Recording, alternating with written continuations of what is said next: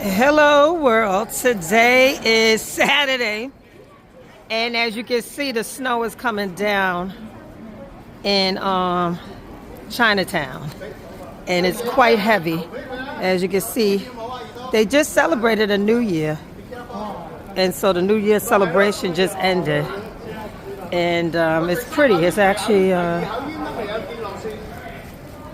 their new year.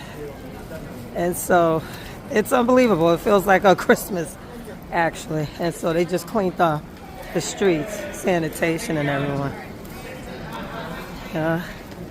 Again, it's snowing in Chinatown.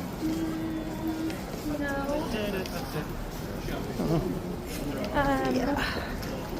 It's coming down quite heavy, as you can see.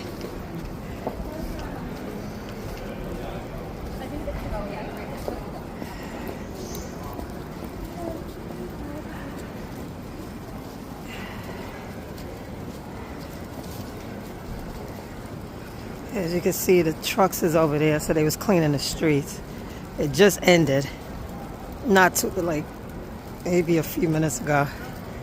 And as you can see, the streets are turning white, although they just cleaned up in time. But it's coming down quite heavy.